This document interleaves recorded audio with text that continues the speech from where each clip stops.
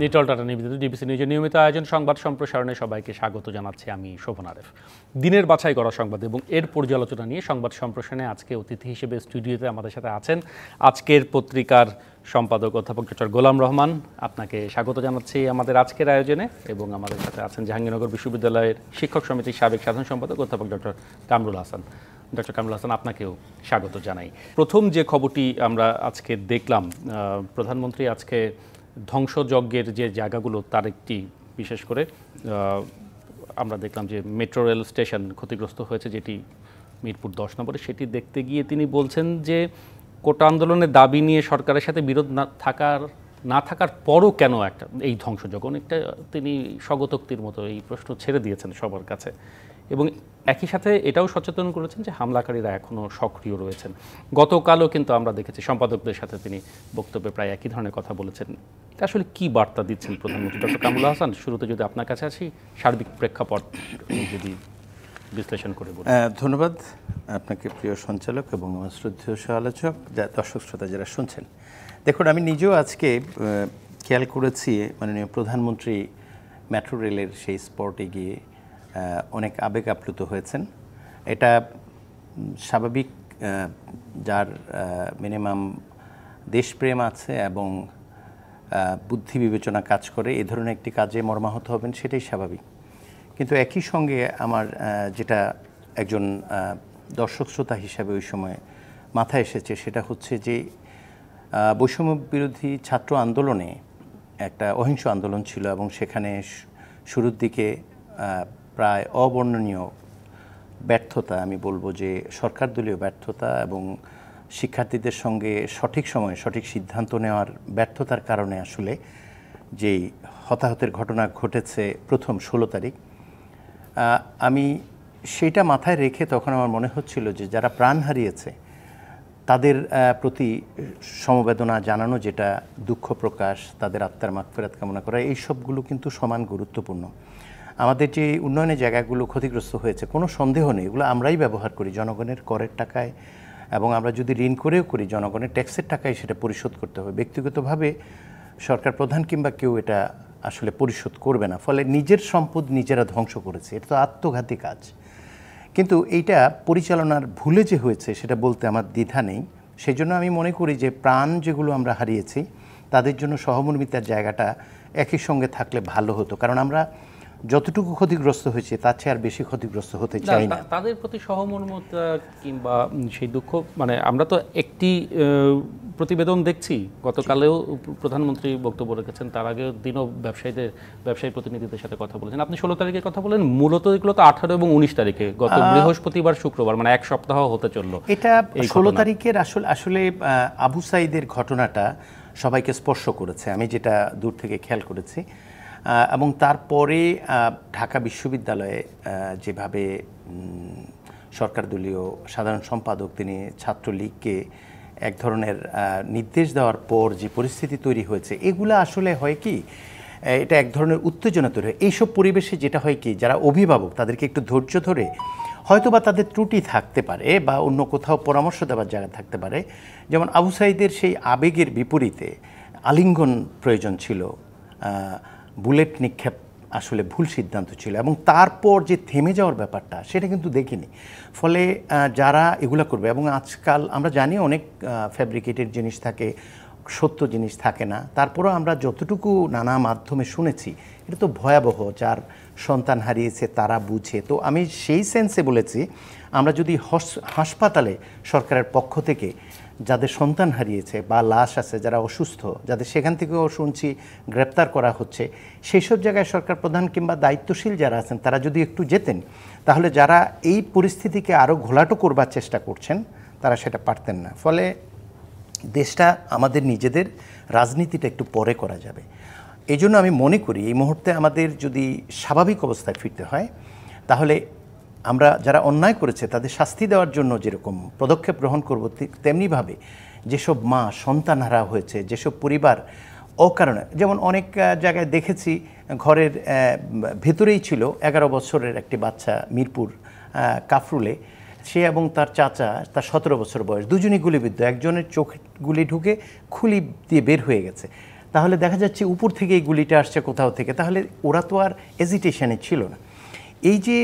এই যে নিয়ন্ত্রণের ব্যর্থতা এবং এটা রুখবার জন্যে যেই পদক্ষেপ গ্রহণ করেছে সেটার প্রক্রিয়া এবং সেটা কোন সময় নিয়েছে সেটা নিয়ে যেহেতু সেটা নিয়ে নিশ্চয়ই আলোচনা হতে পারে। মানে আমরা দেখেছি যে স্বরাষ্ট্রমন্ত্রী নিজেই রংপুরে গিয়েছেন, সেখানে নিজের দলের নেতাকর্মীদের ব্যর্থতার প্রসঙ্গ এনেছেন, ওটা নিয়ে হয়তো আলোচনাও করব আমরা। কিন্তু তারপরও যে আমরা দেখছি দুর্যোগ অধিদপ্তর, মেট্রো স্টেশন, বিআরটিএ, ঢাকা উত্তর সিটি কর্পোরেশন, স্বাস্থ্য অধিদপ্তর, সেতু ভবন, সবগুলো আপনি বলছেন জনগণের সম্পদ। হ্যাঁ, প্রধানমন্ত্রীর কণ্ঠে কিন্তু সেইটাই উঠে এসেছে, একজন অভিভাবকের মতোই তিনি মানে এই জায়গাটা আমার মনে হচ্ছে কি উনি সঠিক বলেছেন। আপনি বলছেন যে সহমর্মিতার জায়গাটি আরেকটু হওয়া দরকার। এখন আমাদের যেহেতু শান্ত করতে হবে, আমাদের পলিসিগুলো ইনক্লুসিভ হতে হবে।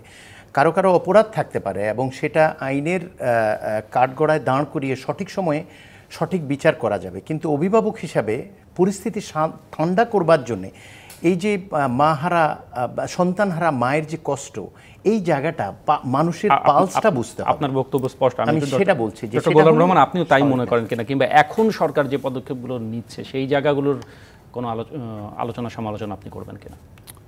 ধন্যবাদ।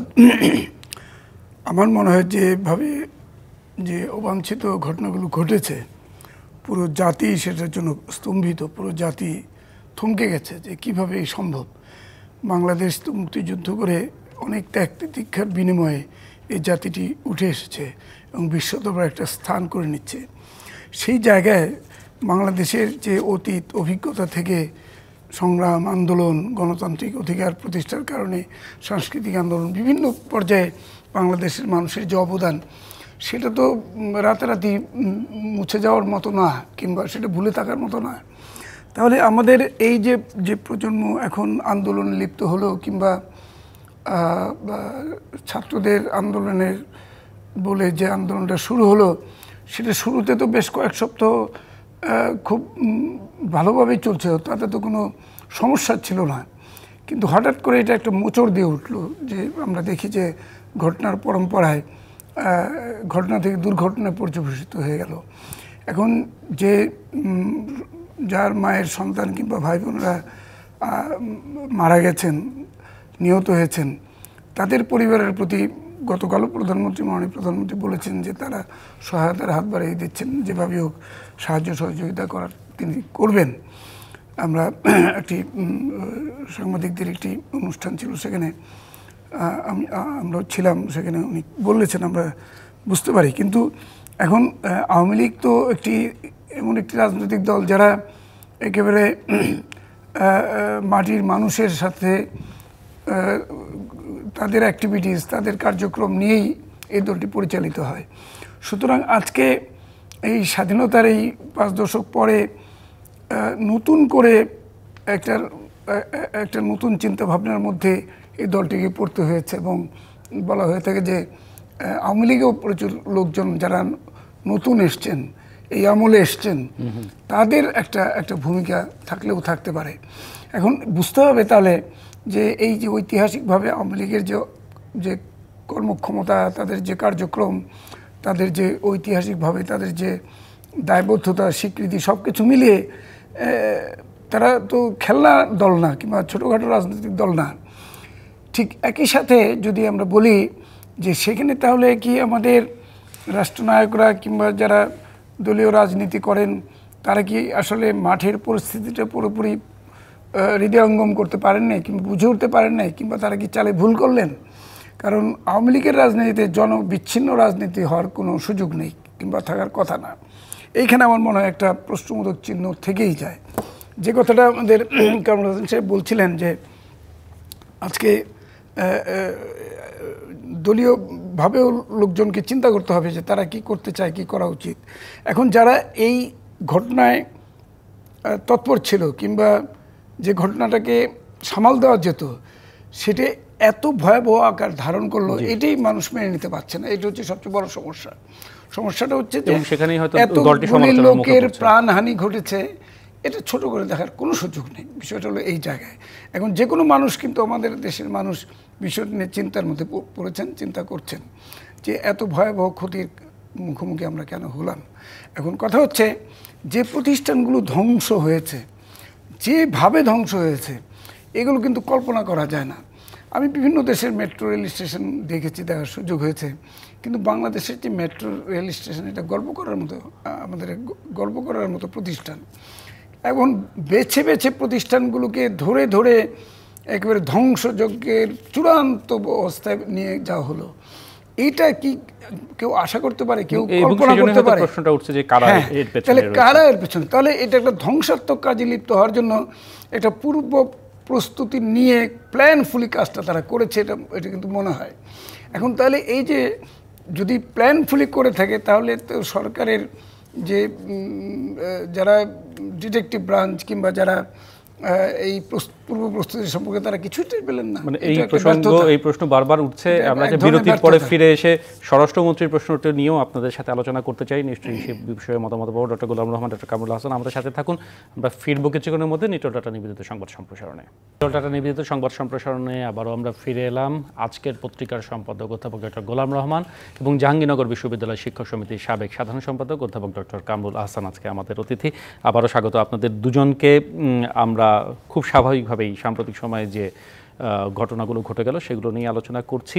আমাদের শিরোনামটি ছিল এরকম যে বিএনপি জামায়াতের পাশাপাশি রংপুরে তাণ্ডব নেয় জাতীয় পার্টি, নিয়ন্ত্রণে ব্যর্থ আওয়ামী লীগ, মন্তব্য করেছেন স্বরাষ্ট্রমন্ত্রী।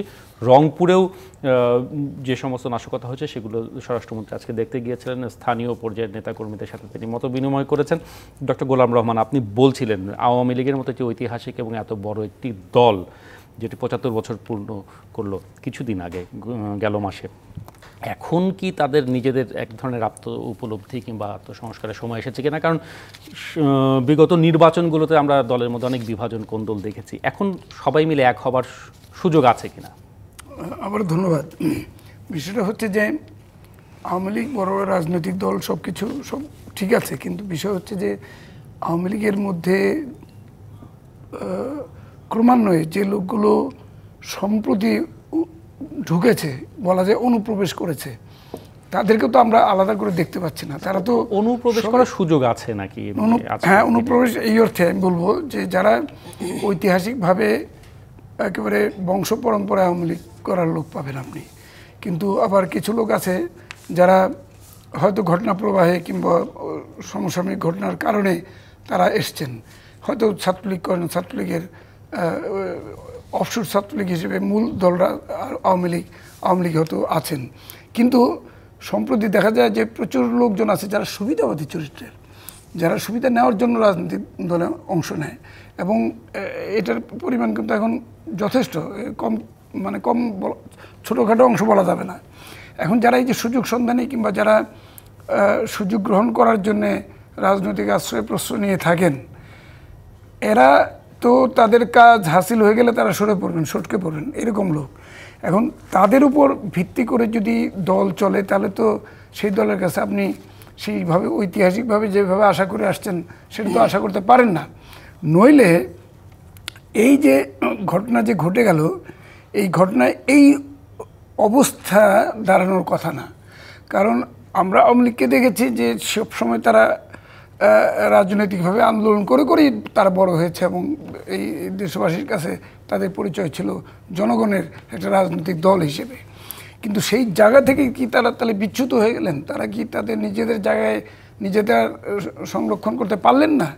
এখন যে সমস্তভাবে ঘটনাগুলি আমরা দেখছি, তাতে করে আবার এটাও ঠিক যে ঢাকা শহরে যেভাবে ঘটনা ঘটেছে, হয়তো ঢাকার বাইরে বিভিন্ন এলাকায়, বিভিন্ন জেলায় কিংবা উপজেলায় হয়তো ঘটনা বিভিন্ন রকম হতে পারে,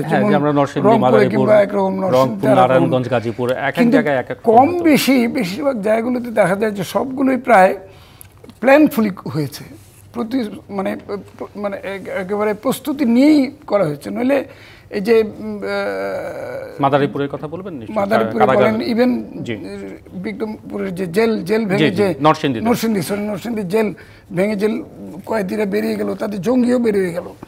এখন তাহলে তাদের নিশ্চয়ই একটা পূর্ব প্রস্তুতি ছিল, নইলে এইরকম একটি অপারেশন তারা কীভাবে সাকসেসফুল করলো যে পুরো গেট ভেঙে একেবারে জেলখানায় ঢুকে কয়েদিদের নিয়ে চলে গেল, এখন জঙ্গি সহ।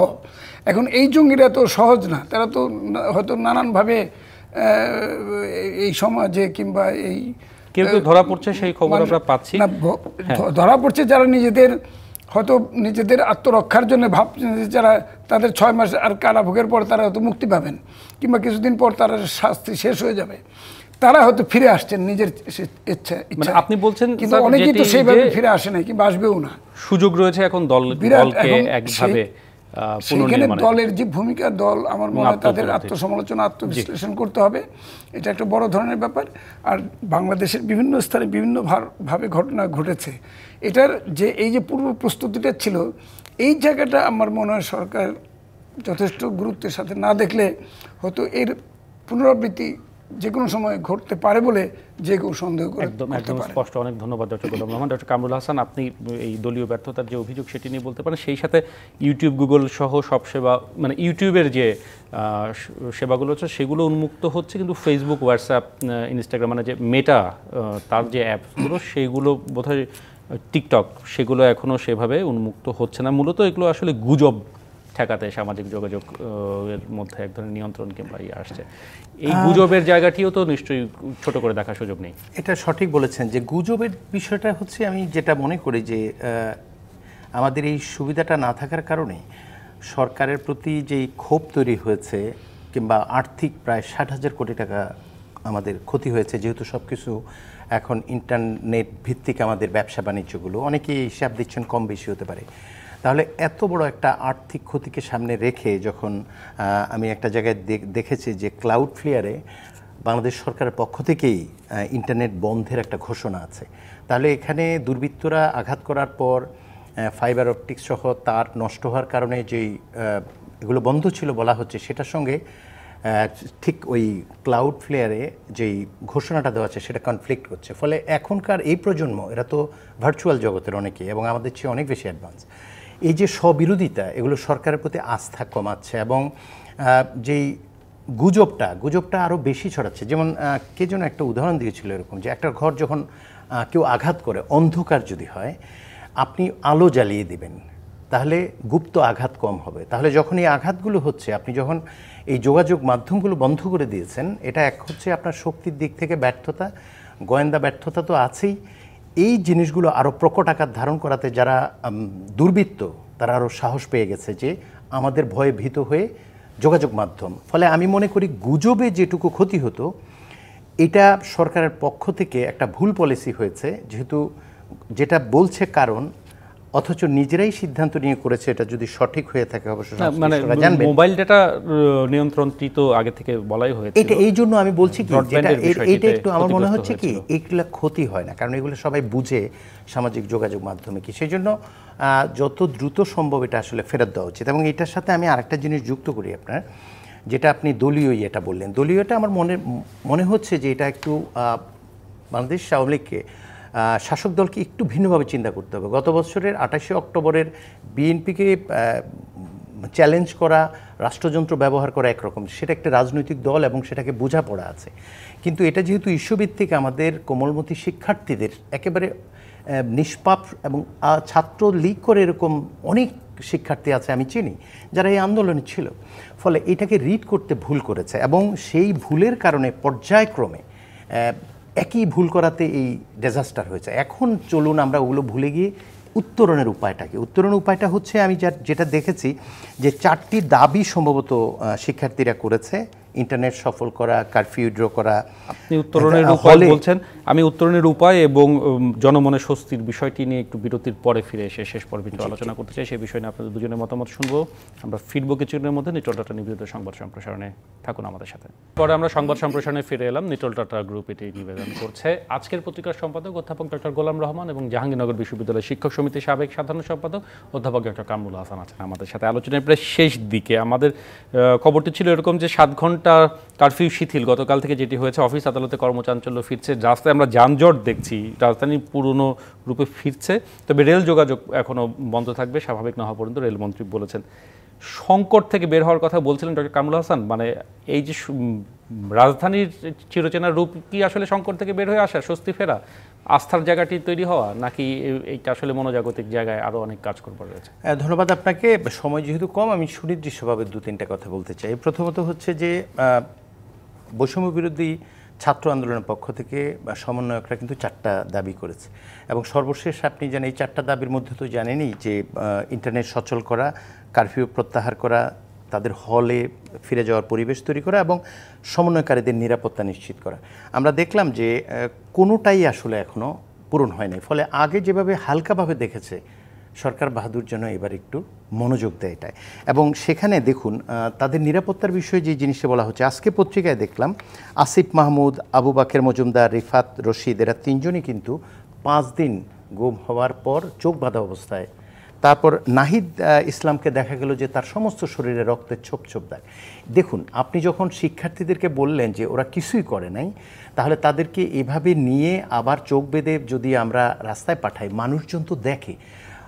অনুরোধ করছি, এটা একেবারে পুরো একজন সাধারণ শিক্ষক হিসাবে অনুরোধ করছি, আমরা স্ববিরোধ মুক্ত হতে হবে, মুখে যা বলি কাজ সেটা করতে হবে। আর আরেকটা জিনিস আমি খুব সিরিয়াসলি বলতে চাই, দেখুন বিএনপি আওয়ামী লীগের রাজনীতি পরস্পর রাজনীতিকে চেনে। এখন যে ট্রেডিশনাল পদ্ধতিতে বিএনপি জামাতের পাইকারি হারে এক্সের নাম দিয়ে অজ্ঞাত 3000, এতে করে আমাদের সব পুলিশ ভাইদের আমি বলছি না, তাদের একটা ইনকামের ব্যবস্থা হবে, কিছুই হবে না। দেখুন এখানে কারা দোষী, এটা যদি আপনি মিডিয়া ট্রায়াল করে ফেলেন, আমাদের পুলিশ ভাইদের অনুরোধ করছি যে ওনারা সন্ত্রাসী বলাটাই ভালো। জামাত শিবির পরে আসবে, বিএনপি পরে আসবে, চিহ্নিত যে হবে সে শাস্তি পাবে। তা না হলে মানুষের মনে কষ্ট হয় যে আমি তো বিএনপি করি, আমি কিছুই করিনি, তাহলে উনি তার প্রতিপক্ষ হয়ে যাচ্ছেন বাস্তবে। আর আরেকটা বিষয় হচ্ছে যে কারা চিহ্নিত, দেখুন কিশোর গ্যাং প্রায় 100টা আছে এবং কারা এগুলা লালন পালন করেছে, সরকার দলীয় কাউন্সিলররা দয়া করে এই জিনিসটা মাথায় নেবেন।